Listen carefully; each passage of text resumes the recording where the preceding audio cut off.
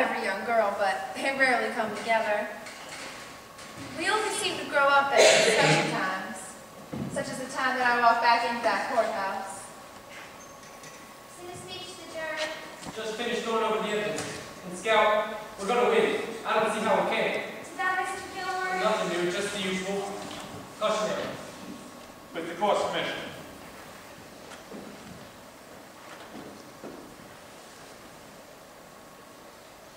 Never seen him do that before. Me neither.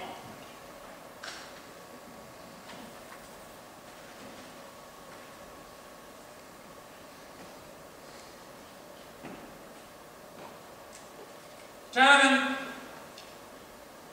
this case is not a difficult one. It requires no minute sifting of complicated facts. This case is as simple as black and white. The state has not produced one iota of evidence that the crime Tom Robinson is charged with ever actually took place. It has instead relied on the testimony of two witnesses. Witnesses whose testimony has not only been called into serious question on cross-examination, but has been flatly contradicted by the defendant.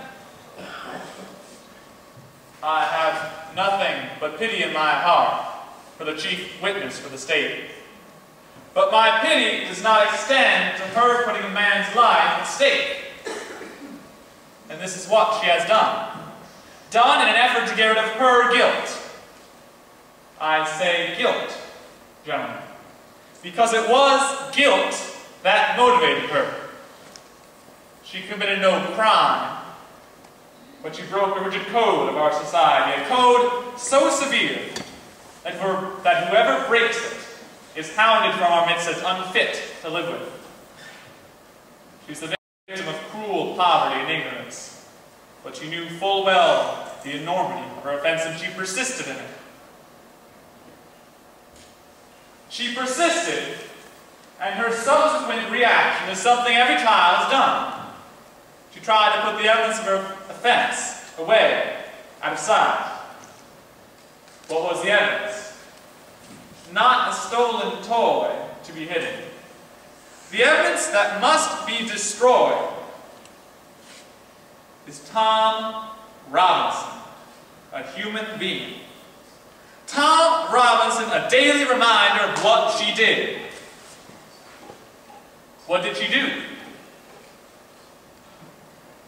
She tempted a Negro. She did something that in our society is unspeakable. She is white, and she tempted a Negro, not an old uncle, but a strong, young, black man. No code mattered to her before she broke it, but it came crashing down on her afterwards. Her father saw what she did, and what did he do? There is circumstantial evidence to the effect that Mayella Ewell was beaten savagely by someone who led almost exclusively with his left hand. Damn you to hell, yes! Then Mr. Ewell swore out a warrant, no doubt signing with his left hand.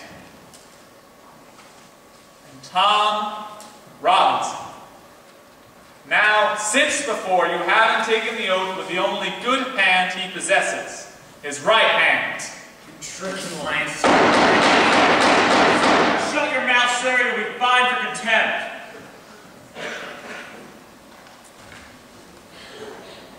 So quiet, respectable, Negro man who had the unmitigated temerity to feel sorry for a white woman is on trial for his life.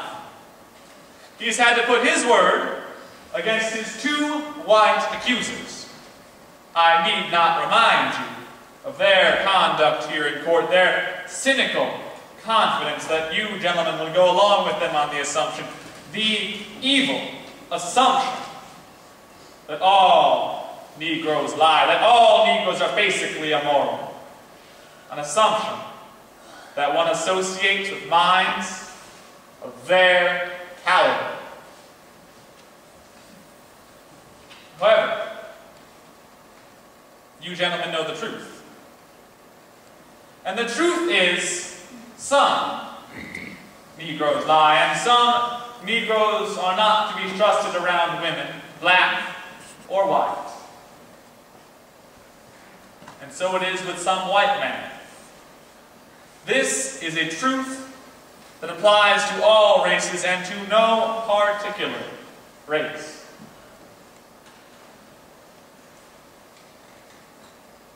In this year of grace, 1935, we're beginning to hear more and more references to Thomas Jefferson's phrase about all men being created equal.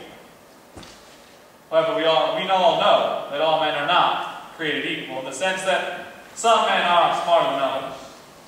Some men have more opportunity because they're born with it. Some men make more money. Some ladies bake better cake. Some people are born gifted beyond the normal scope. However, there is one way in which all men are created equal. There is one human institution that makes the pauper the equal of a Rockefeller, the stupid man the equal of an Einstein. That institution, gentlemen, is a court of law. In our courts, all men are created equal. I'm no idealist to believe so firmly in our courts and in the jury system. That's no ideal for me. It's a living, working reality. But a court is only as sound as its jury.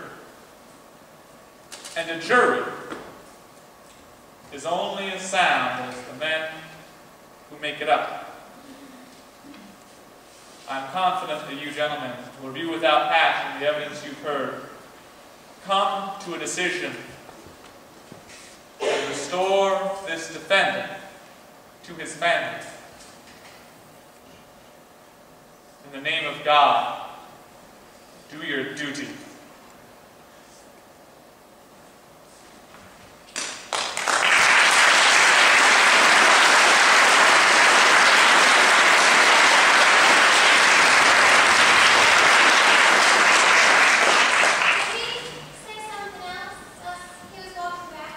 I think he said, in the name of God, believe him.